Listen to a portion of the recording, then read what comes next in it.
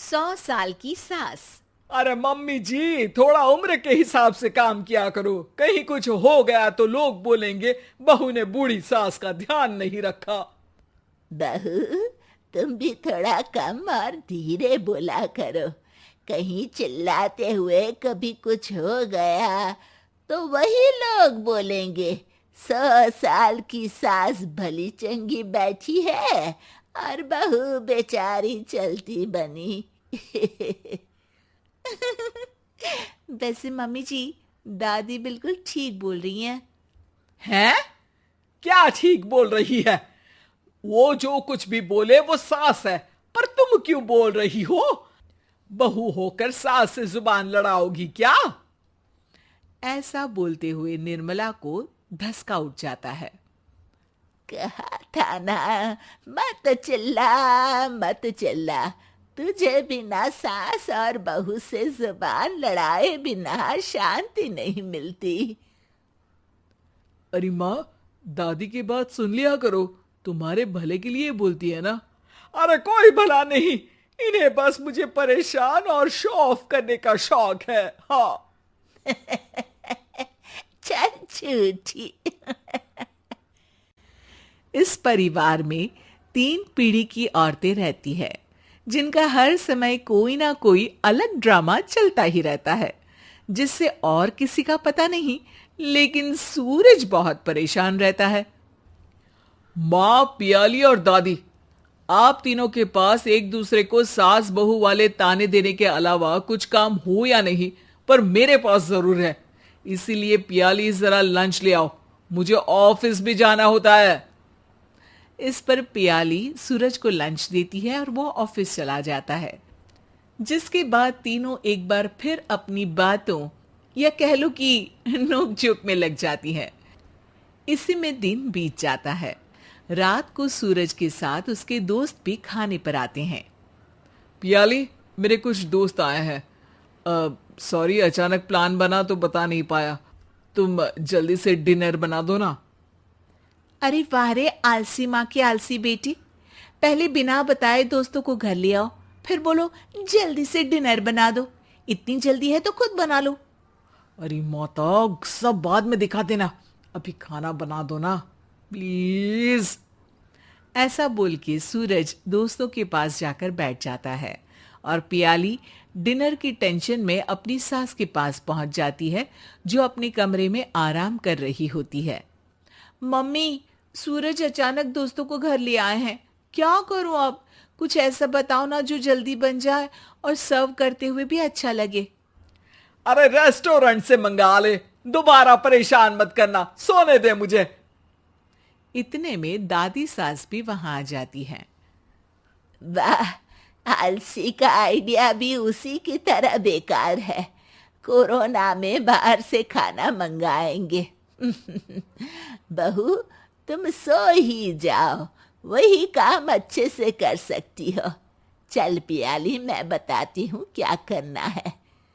इस पर दादी सास पियाली के साथ मिलकर सारे मेहमानों के लिए खाना बनाती है, जिससे उन्हें ज्यादा मेहनत भी नहीं करनी पड़ती और सबका पेट भी भर जाता है।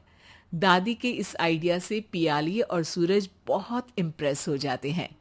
दादी, क्या यही खाना आपकी इस उम्र में इतना एक्टिव रहने और एंडलेस लाइफ का राज है?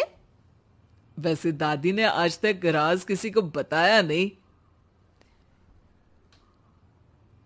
इन्होंने ससुर जी तक को नहीं बताया, तभी तो वो ऊपर पहुंच गए और ये अभी तक यही है। तेरी सास मेरे ऊपर पहुंचने का ही इंतजार कर रही है, पर इस आलसी का ये सपना पूरा नहीं होने वाला। क्यों जी, अमर होने का वरदान लेकर आई हो क्या? अमर का पता नहीं, पर लगता है तुझसे लंबा जरूर जी लूंगी।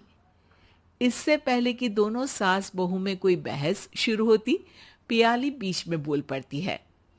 ठीक है, आप दोनों लड़ क्यों रही हैं? हम तो चाहते हैं कि आप दोनों हमारे साथ हमेशा रहें।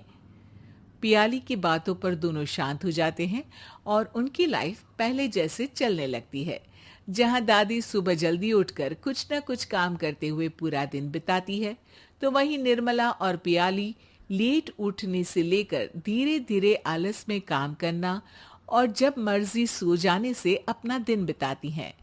एक दिन निर्मला की सहेली उनके घर आती है। अरे क्यों रे निर्मला, कैसे चल रही है जिंदगी? सब बढ़िया, बस ये बुढ़िया ऊपर जाए तो ज्यादा अच्छा होगा। अरे ऐसा क्यों बोलती हो?